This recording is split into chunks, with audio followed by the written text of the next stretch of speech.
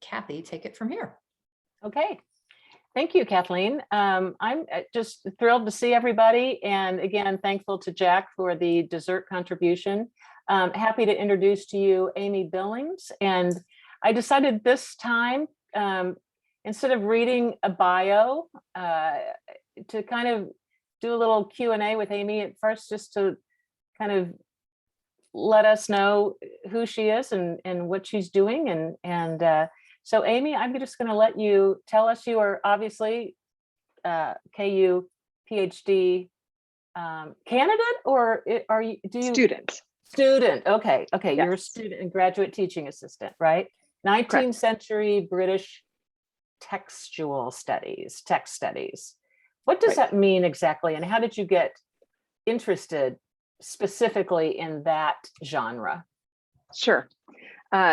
So textual studies gets more into like examining the text itself, like what is it, like what is a book, or what are these different types of media that that they're engaging with, and why does that matter, and how does it affect how people engage with it? And for me in particular, I look at something called a broadside, and broadsides, you could think of them a little bit like a National Enquirer of the time. They were just like a one-page, like poster-sized sheet of paper.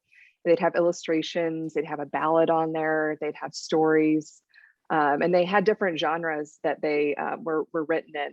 And I've done most of my studies on the execution broadsides, which are kind of fascinating, because the executions were not a somber affair. It was much like a festival. Everybody came out to see it happen, and they wanted to buy their little souvenir, and so they would take their broadside and tell the story. And so I like examining all these different parts, and then what that can tell us about the readers.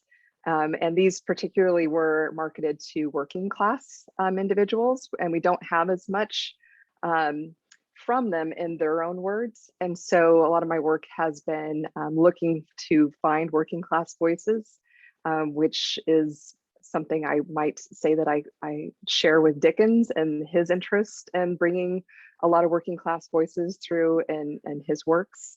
So that's textual studies, and also like my 19th century interest. I will say I'm a complete like Jane Austen fan and all the popular novelists, but I have this little niche that I'm working in with broadsides. So to have that something in common with Dickens, have you studied a lot? I mean, you had not seen this particular movie, right? Correct. But no, I had not. Yeah, but you knew, and we're going to ask you how much was factual, and how much license you think they took, and things like that. But but what about your studies of Dickens himself? Sure. I've had a course on Dickens in the past. I've read several of his novels, not all of them. And he has come up in my broadside research as well, because he did spend a little bit of time functioning as more of a journalist. And he even at one point went to observe like an execution and to report on the crowd and their behavior. He was also a contemporary of another individual called Henry Mayhew, who did an ethnography on the British street people. And so there's a lot of crossing back before and forth. Like these individuals did not like exist in isolation. They were all kind of interacting in different ways. Yeah. So yeah. we're gonna dig in here, but I have to ask you, because I did read a bio. I can't tell you where I read it, but it mentioned that you and your husband are bison farmers. Yes. And so I just think this is interesting as an aside, but so you have an apartment here in Lawrence, and then you have a bison farm in Missouri somewhere? Correct. Yeah. Yeah, it's about an hour and 20 minutes southeast of Kansas. Well, actually up here, about an hour and 20 minutes southeast of Lawrence. And we moved out there in 2008. And then in 2011, we decided to start a little bison herd. We had started with 13 individuals, and then we expanded to where we were, I don't know, we were around probably 130-ish. And we used to actually sell the meat. We would sell it like the Overland Park Farmers Market and some smaller venues as well. We decided to trim that back and just focus on the production side. So We have about 40, they are called cows, and cows, bulls, and calves, just like cattle. So we have about 40 cows that are bred, and then we just sell the babies each year. But they're amazing. They're beautiful. They love this time of year. The cold weather is where they are happiest. And so whenever they get to move into a new pasture, you'll see them just running and kicking up their heels and mock fighting, like they get very excited. Yeah, it's so interesting. We've got to find a movie about bisons, maybe, Kathleen. Right. Absolutely. So I'm thinking other programs now, but okay. Well, so having not seen the movie before, knowing what you know about Charles Dickens, what were your impressions, just as an overview, to begin with? Because we have questions about what was really real and what wasn't, but I'm just interested in what your overall general impressions of the film are. I like that this kind of like fun feel to it, and this interest in kind of trying to dig into the origins of the story and to look at Dickens and try to, see what he was all about and how he might have influenced his personal experiences could have influenced the development of the story. I mean, I feel like that's with anything. When you've maybe dug into a topic a little bit more, you can't help but be more of a critic then. So like something I was surprised about was the interaction with his parents. I don't know as much about his father other than that his father did end up in debtor's prison, and that Charles was pulled out of school and had to go and work in the blacking factory. So like that's all accurate. And that was really hard on him because he so valued his studies. And when he went back, or when his father was released from debtor's prison, he wanted to go back to school and to his serious studies. And his mother liked having some additional income. And so she wasn't so much a fan of that. And so he actually, from what I've read from him, is he really resented her. And I don't know that he ever stopped resenting her for that. And it might have been some of that drive behind that, like just that real strong, like literary ambition that he had, because he felt like it was being taken away from him when he was young. And so he did everything he could to really get back into it. So that was one thing. And this whole idea about like reconciling with his parents, I don't know I shouldn't say, but that surprised me. I didn't expect that. I would be interested in seeing if there's anything that could help substantiate this reconciliation with his parents, because I did not get that kind of vibe so far. I am not a Dickens expert, so I have not read everything. So that was one thing that I noted. The other thing is that I think it's safe to say that Dickens saw himself as something as a social progressive, and he was using his platform as a writer to really communicate that to his audience. He was incredibly popular. People loved what he wrote, and yet you all may know that the way his books came out, they came out in something called serials. So he would write about a couple chapters at a time, and they would come out once a month. And so everybody would be looking forward to the next installment. And it was a big thing, and it was a very oral culture too. So even people that didn't possess a full measure of literacy, they could still count on hearing people read these stories. So the public was really engaged whenever these were coming out. But he chose these topics that were very literally like close to home. Whether it was Oliver Twist, and talking about workhouses and what was happening to children. One of the results from Oliver Twist was the public was really concerned about the welfare of women that were forced essentially into prostitution because they had no other avenue of earning money. And so a halfway house ended up being built that Dickens supported, and the public was very much supportive of. So I see him as being more like aligning with the social progressive, like leading that movement type. So I wouldn't necessarily see him as seeing himself as the Ebenezer Scrooge type. So I felt like the movie tried to make him think, well, maybe I'm the jerk that needs to like fix myself. But I from his books, you see this real outward analysis of what was happening within his own culture. And he was very much calling out different types of people, whether they were church leaders, whether they were, the law, government. So he was always like wanting to shine a light on people that he didn't feel were behaving as well as they could have. Yeah. So interesting. So the movie opens, I think it opens in the States when he is about to go on stage, doesn't it? Yeah. And he's about to go on stage. This is right after Oliver Twist, right? And he gets a huge reception and comes away with a not so favorable view of our country. And you say that's pretty accurate, that you had read that. Yeah. Yes.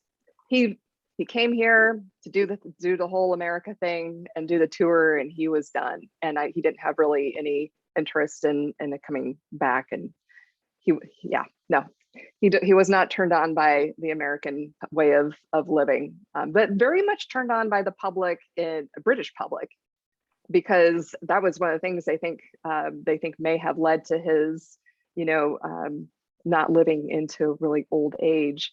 Is he was so active, whether it was he was constantly writing, but then he was also doing these reading engagements.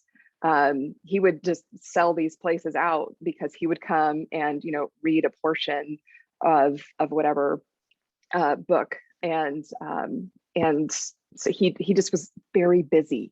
That was the impression that I've gotten so far, is just he was constantly on the move and doing things.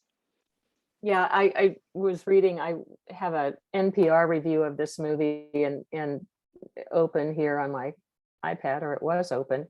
And their premise really is that it was sort of half truth, half humbug, half history, half humbug is the title of this review. But they talked about the idea of, him being so busy and yet just, in the movie at least, constantly interrupted. I mean, he was a family man, a large family man. He had lots going on besides his career. And it was just remarkable to me. And the fact that he had three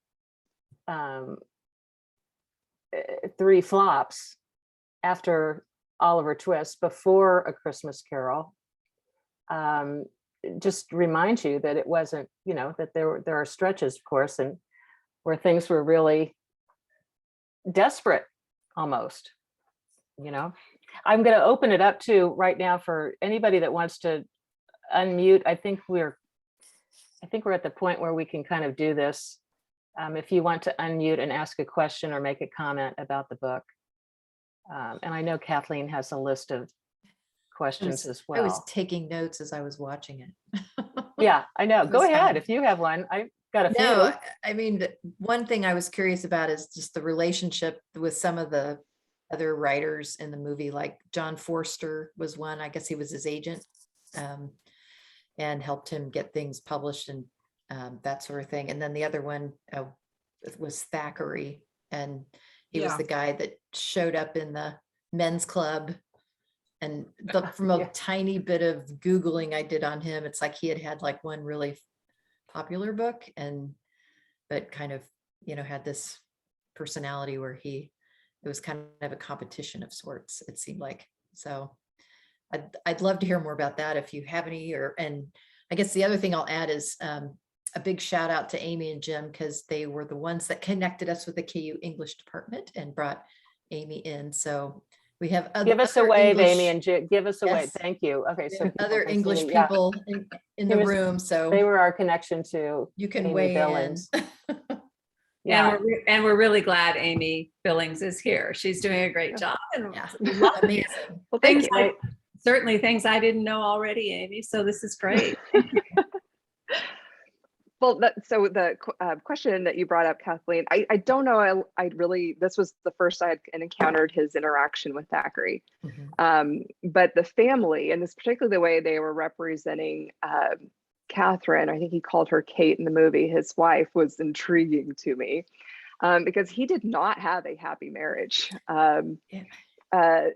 I don't know if you're familiar with this concept in the 19th century of the angel in the house. It was this idea of what the perfect woman should be. And it's basically just the most hyped up version of the domestic female, that should be happy in the home, that should maintain her perfect figure from when she was 18, still have 10 children, do all the cooking, and just be a martyr and love every second of it. Like, that was the ideal woman. You like that? and very, very religious as well. Like, that was all very important. And I don't remember how many kids they had a bunch, but she did not maintain that perfect figure. And Dickens resented that about her, that she was not still attractive. And he did famously have an affair with a young actress during his latter years. In fact, our mutual friend, I don't know if anybody's had a chance to read that, but there might have been a little bit of inspiration there on the young female character in there that's very spirited. And I just noticed when reading that character, I saw more room for a female to be a little more real than others of his heroines and earlier novels. And so I was intrigued, wondering if there was any influence there based upon on that woman. And then you mentioned his friend Forster, and actually I hopped online on the KU Library database, and I found in 1890 there was someone that published a facsimile of the initial manuscript for A Christmas Carol, and there was an introduction where they talk about this kind of history there, and it said that this John Forster was his very dear friend, and apparently he left I don't know if it was the entirety of his literary works to him, but this manuscript went to him and stayed with him until I think he died. And so it kind of talked a little bit about that history. So apparently it was a very close friend for him to want to leave some of his literary works to him. Now, the other woman you were talking about just now, are you referring to Tara, the maid? No. Who were you referring? Because she was young. Yeah. No, it was an actress. You're fine. Yeah, it was an actress. But it wasn't in the movie. Okay. No. Okay, I got it. No, so that he had an looked affair with an actress. Okay, good. Because Yeah. I worried would have about been. those scenes. Well, and I feel read like- that Tara was fictional too. Is that right? That she didn't. I know nothing about Tara. Did anyone notice that Tara was the ghost of Christmas Past? Yeah, I that's did right. not. I did not recognize her in that costume until I read about it later, that she was the ghost of Christmas Past. Well, in real life, here's a factoid that was unearthed by Scott Morgan, that the actress was a Swiss folk metal band member. There you go. So file that one away. Swiss folk Swiss- metal band? Did Yes. you say metal? Metal, like, As in heavy metal? yes, as in heavy metal. That's what she was doing before she got in the Charles Dickens movie. Wow. Oh, Well, I so- really liked. Go ahead, Amy. No, I really liked Down the Abbey. Did you pick up on that? Dan okay, Stevens? let's go back to Georgia. Go ahead, yeah, Georgia. sorry. That's okay. Well, Dan Stevens was in Downton Abbey. Yeah. He was the boyfriend of the dark-haired girl. Do you No, the remember him? husband. He was the He's the husband. one. He was the husband. He was killed Yeah, that's right. in the car accident. That's Oh, right. Same actor. Oh, yeah, I Yeah. thought he was really good in this. I thought Really it was good. great. Yeah. Yeah. He So was. Amy DeVitt now, because Amy, you wanted to interject something. Devitt. Yeah. Devitt, sorry. Really, no, that's okay. I really liked, I'm just interested in people's comments. I really liked the way that the people he encountered in his real life, like Tara, ended up being in his books then, or at least in the visual representations they showed in the books. And I was really curious about whether writers actually do it that way. Like, does a waiter named Marley end up being the Marley in the book? Does the Irish housemaid Tara end up being the ghost of Christmas future and past, wherever she was, future. Anyway, I thought that connection between what they experienced in life and what showed up in book was a little too literal, maybe. But I was interested in how that was represented. I liked it. It was fun. And I wondered, though, how likely is it that it went that way? I mean, I don't know.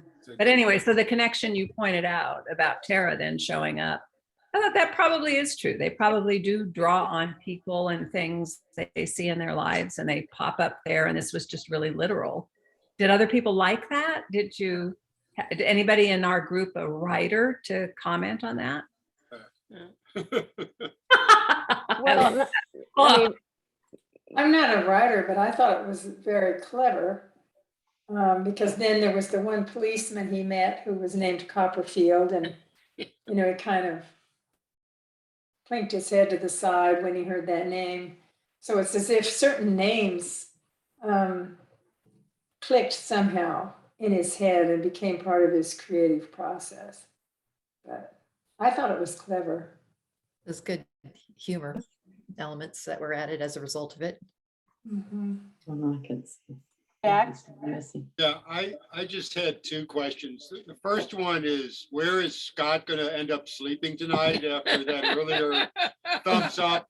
But more importantly, how much of his feeling toward America had to do with his trip, and how I know that at those times copyright laws were not applicable in the United States.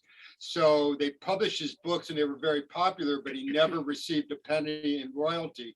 How much was that his resentment for America versus what he experienced here, or do you know?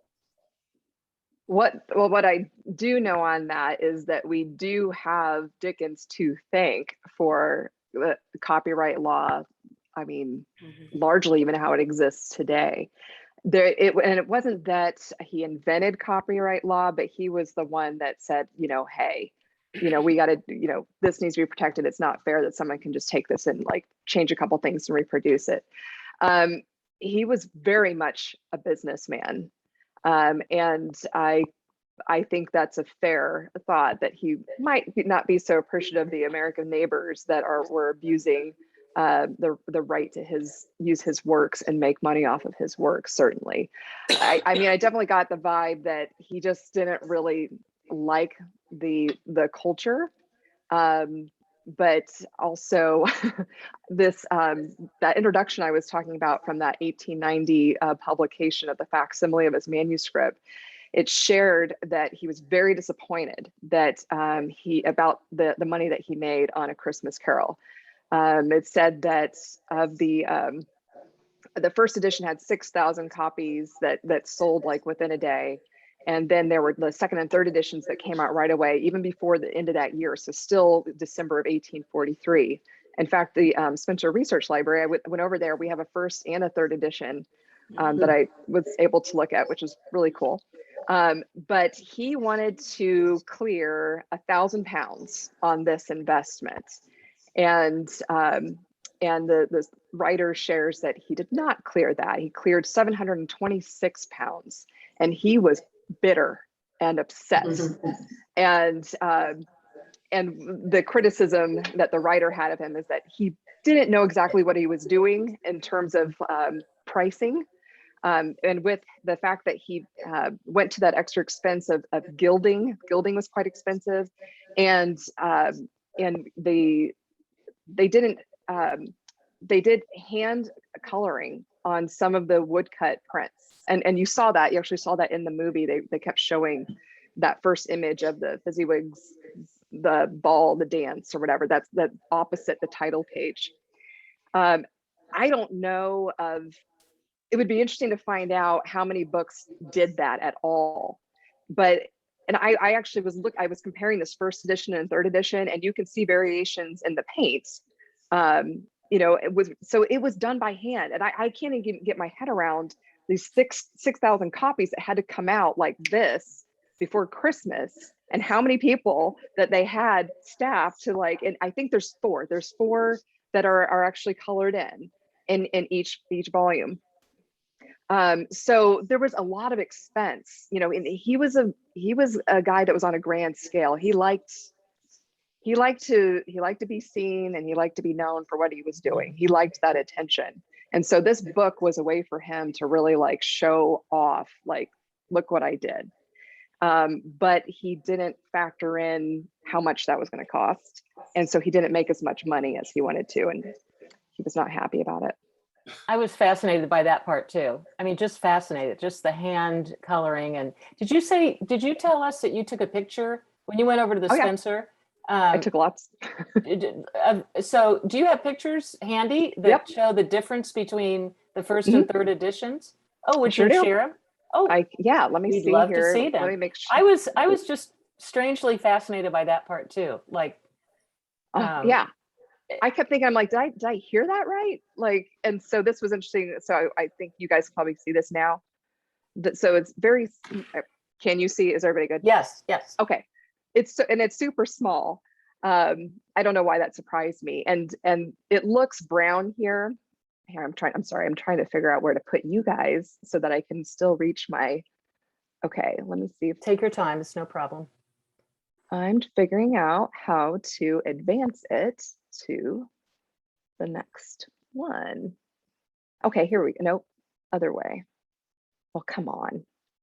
How about your right arrow? Yeah, there's an arrow on the right. Oh, there it is. It just showed up. Yeah. Thank you. Sure. Okay, so just a little bit closer in. This is in really good shape, especially with that gold foil that's still all intact there. And this is the third edition. Now, just to show you here, like you really can't see the red at all. It's mostly just turned brown. The third edition, you can see a little bit of that red that's just barely kind of hanging out there. And there's a couple more things. There's the gilded edge. There's the back side of the first edition. There's a little bit of that red that was still there. And then the spine. This was, okay, on the end papers, so that's just right when you open up the book, they were supposed to be green. My picture makes it a little more bluish. It was still green, it was just like a pastel green, and obviously had faded quite a bit. Okay, so so here the first edition, I'm circling around where this little like mistletoe is. On the third edition, it types it in and it says third edition, but you don't see anything on it that says first edition. But let me go here. I think this, yeah, okay. So the third edition is right there where you see this B678. And I'll go back one again to the first edition. So you can even tell a little bit like in her dress, how vivid the color is. In the next picture, I'll go back. There's a little bit of difference there. There's, this was the preface. Just fun little note to everybody. And then this was like the size of the print itself. So it would have been a very quick read. I was going to ask you that, just about the book length and how unusual that was for him. Yeah, I mean, it was something he wanted to get out quickly. So that would lend itself to that. Go ahead. Wasn't this in a lot of his other books though? He was being paid like by the word, so he got them longer and longer and longer and more verbose. And this one he was paying for himself, and he was under the deadline, and it was like, right. No, I think you're spot on. This was a different project for him. This was not like his typical, the typical project. And yeah, I have a brother who has a great sense of humor. And so when I was taking that Dickens class, he would sell my books. He referred to them as Brickens. And I was like, yeah, that's actually pretty spot on. Yeah, and they were so huge because a lot of these serials would go out for like 22, 23 months. So roughly like a 2-year thing. So by the time you put it all together at the end into an actual, well, and whether it was put into a single novel or into multiple volumes, they were typically put into multiple volumes. Yeah, you end up with a very large work. I can show you. Do you want me to show you some more pictures, or do you want me to Sure, back out? yeah. I was Okay. going to ask you a question while you're doing that, while sure. you're reloading. How long did it take for him to, and I'm wondering how this worked back then, for the book to become a play, in other words. I've never read the book, but I've seen the play numerous times. Do you have any sense of that, like how that worked back then? And were there, I mean, I'm assuming there were rights and copyright licenses to be had, but do you know anything about that? That is a great question, and I don't know. I do not know when they started turning it into a performance, and whether he got money for that. I'm that's hoping another so. good question. I'm hoping so. Because I don't know about, like, I don't know when that more modern version came about, where copyright covered things, like you're saying, like in a whole different type of media, or like about how things would get trademarked as well, that's like connected to an original work. So right. I'm thinking, that's a great question. Yeah, I'm thinking maybe contracts, theatrical rights, obviously, which are now TV and movie rights and stuff like that. I don't know. I should have looked that up. Okay, so what are we looking? Was that a couple of pictures ago? Was that the Ghost of Christmas Present? No, that one. Oh no, that's Marley. That's what. Yeah, that's Marley. And so this is the 3rd edition. And if you look at Scrooge's socks, this is a really easy one to tell. They're very blue. And if you go to the 1st edition, they're really not that blue. So like, that's an example. And then I looked over here, I'm like, what am I looking at? And I think these are coals, like little red coals. Like that's his little fire. And he only has like 3 coals in the 1st edition, but then he has like several more.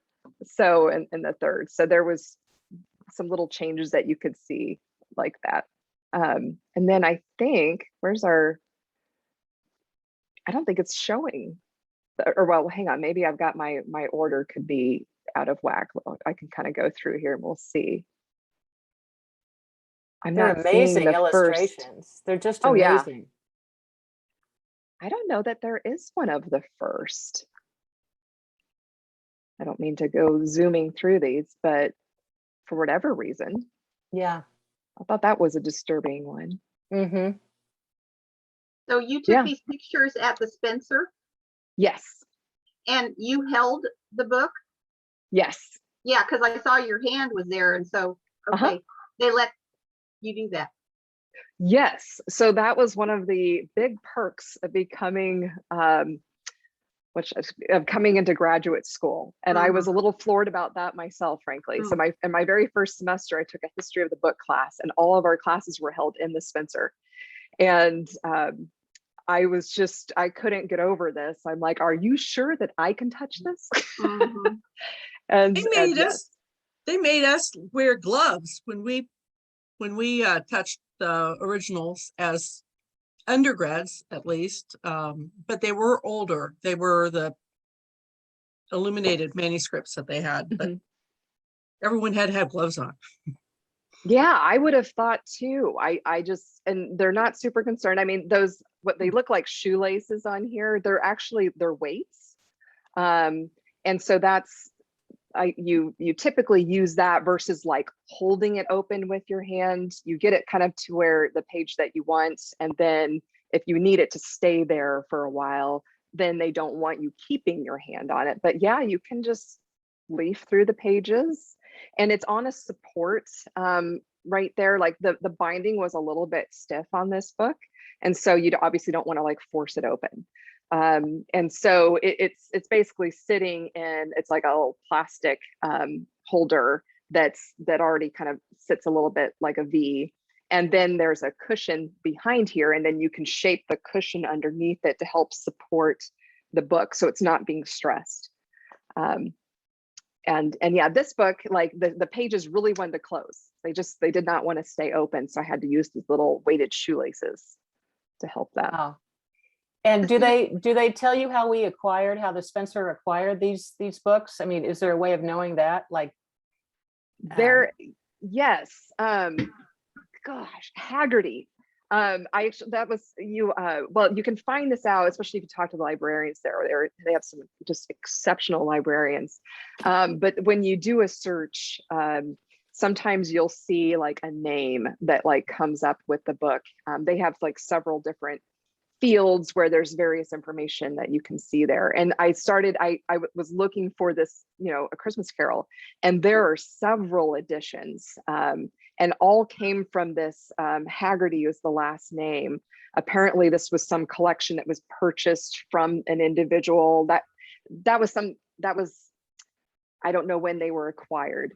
But that's not unusual to see like a name attached to books that were within a collection that was owned by someone they purchased all these from. Kay would like to know if we could see the preface again. Can you find that image? Maybe we could read it aloud. Oh, I'd be happy to. So he says, I have endeavored in this ghostly little book to raise the ghost of an idea, which shall not put my readers out of humor with themselves, with each other, with the season, or with me. May it haunt their houses pleasantly, and no one wish to lay it.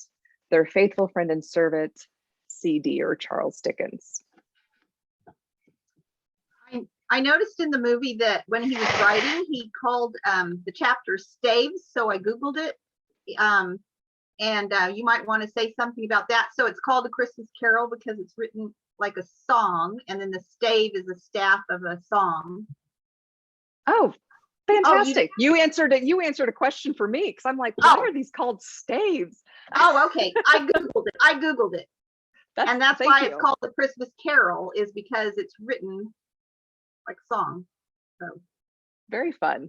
Wow. I like this little part where he says that they would not put the readers out of humor. He lists with me, because I know that was an issue that he would run into. And actually they reference that in the movie.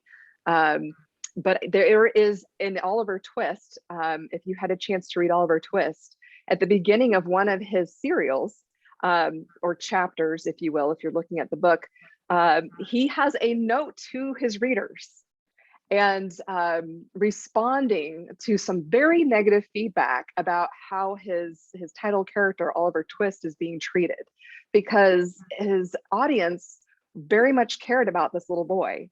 And this little boy was not being treated well, and was basically going down a bad path where he was being trained to be a pickpocket, and they did not approve, and they wanted him to fix that. And so he had to write them back. He felt like compelled to, and to let them know, everyone, this is a story. And in stories, we have to have conflict, and it's okay if we have conflict, and just hang in there with me and we'll sort it out. So I got a kick out of that when he said that this book hopefully would not put them out of humor with him, because that was something that he did take personally and address on some occasions. Yeah.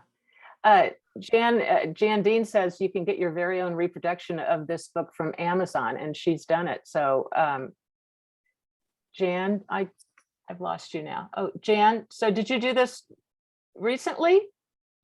Get the reproduction? I'm going to. Do you want me to stop sharing? Sure, just for a minute, if you want to. Sure. There, Jan, just unmute yourself, if you would. Yes, I got it from my husband last year. He's a Christmas Carol nerd, so it was a good gift for him. So had he read it before the book, or was he more of a fan of the movie and the play? Yes, I think we'd seen every version made, and I think he'd read it before, but it's just fun to have what it actually looks like, Mm-hmm. So I'm getting, Anne and Jim Devitt first said the first film adaptation of the Christmas Carol is 1901, but that seems to be a silent film. Have you seen that, Jan, the silent version? Oh,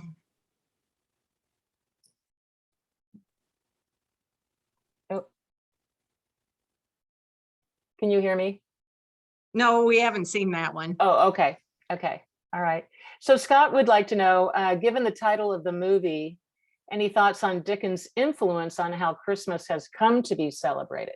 Because in the film, it was like, why publish a Christmas book? I mean, it's almost like it's not done anymore. To celebrate Christmas wasn't a big deal. And of course, the whole title claiming that he invented Christmas, or the way we know Christmas today. Any thoughts about that? Amy? Oh, sorry. I saw Shelley's hand up. So Oh, okay. Well, honestly, that was all new to me. Yeah. So I was intrigued by this. I'm like, oh, did he? I had never heard that before. So Shelley, did you have, yeah. I don't know how much influence his book had, which it may have had a lot of influence. I don't know, but I didn't know, and they mentioned it right at the end, that a lot of it came from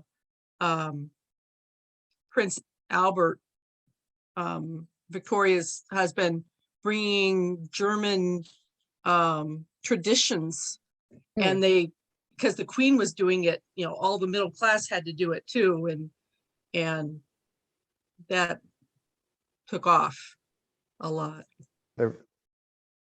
Well, and can I? Yeah, go ahead, Scott. No, I had read a book about Christmas had, it was always a religious mass, and then it sort of, in America anyway, became just a drunken hullabaloo, if that's the right word, in the 1700s. And they were, part of the reason why they were trying to tamp it down was because it was just a big party and there was a lot of bad things going on. But then in the 1800s, both from The Night Before Christmas, that poem, and then Dickens, but I hadn't heard as much about Dickens, but that kind of, and then like Shelley was talking about, as different traditions mixed, as our cultures kind of blended, it went from being just a big drunken bash into something more family oriented. But like what I did think was interesting, that little bit they put at the end of the movie where it said how charitable contributions increased so significantly after that first was published. And I had never heard any of that, because I don't know how valid that was, but it was interesting. Amy Billings, did you know about that too? I mean, were you aware of that little piece of it about the contributions and his bringing awareness of those issues to the fore? I was not aware of what effect it had on the public, but it wouldn't surprise me, just based upon his interest in tackling social issues in his novels, and then people being responsive to them. So I don't think that's a stretch to think that people might have then felt compelled to engage in some more charitable giving. It wouldn't surprise me. Yeah, but I don't know. Okay, good. I'm hoping I've gotten to all the comments here. And again, if you have any questions for Amy, go ahead and just unmute yourself and ask away. I thought, oh, did somebody? That's me. Oh, Kathleen, go. No, one thing that's kind of intriguing is his great and great grandsons have kind of gone on the road to do the Christmas Carol, and the Mid-Continent Public Library in Kansas City, I think it's an annual thing, but just November 14th of this year, Gerald Dickens, his great grandson of Charles Dickens, came back to the Mid-Continent Public Library and put on a one-man show of the Christmas Carol where he plays all the characters. So, and I think they've been doing this for several years. Well, show him the book. Oh yeah. And then this is the second Weird Morgan family sort of factoid That's is, a Leary side. oh yeah, this is my side of the family. No, I had a very eccentric aunt that Kathy's heard all about named Laurel, and she was kind of large and in charge in Kansas City and went to all sorts of book talks and stuff. But she went to a book talk by David Charles Dickens, who was the guy gets great grandson Just of one Charles great, Dickens. right. Yeah, maybe Gerald is his kid. But anyway, she wanted to get his autograph. So she picked up a book of Mickey's Christmas Carol, which is Mickey Mouse version. Jack would like this, and then had him sign it for our children. So that's our brush with Dickens greatness in the Morgan's household. Wow. There you have it. But Shelley? yeah, I noticed in the chat that someone was asking if any of his children became writers. And I remember reading years ago a book by Monica Dickens, who was, I believe, his granddaughter. So at least one of his offspring became a writer. Not that she's as famous as he was, but at least she was published. yeah, they kept his legacy alive, that's for sure. Well, and imagine the descendants. If he had 10 kids, Yeah. imagine how many descendants there are. And Hundreds. where do those royalties go? That's the stuff I wonder about, like where do Public those go? domain. It's public I domain. guess it is. That's why Yeah. there's so many movies and stuff So all that of have it is adapted now. it because they don't have to pay anybody for that. Right. Wow. Yeah. I also found it interesting when that the end of the book, like he didn't resolve the book in his mind until he forgave his father, and that he was becoming sort of similar to his father in ways, just kind of, pretending that he had more money than he did at the time, and that he really didn't resolve the whole Tiny Tim thing until he really just kind of decided to forgive his father. I thought that was really interesting. Yeah. Whether or not it was true or not, I don't know. Do you, Amy? I'm skeptical of Mm. that. I just, and I would need to be a little more well-read on him. But from what I've been able to gather, like, I didn't get this impression that he really identified with his father much. Like Dickens, if anything, overcompensated for any kind of deficiency. So like his being denied, the ability to finish his schooling the way he wanted to, then he became, this amazing writer. And then, and then just, he seemed the type to kind of maybe hold grudges. Maybe that's what they were picking up on, is like the grudges that come up in some of the writings that he has. And they were thinking, well, maybe this is a way to help like sort that out. But it doesn't feel like Dickens to me. I don't know if that's good or bad. I mean, even just his whole vibe with the book, that he was upset.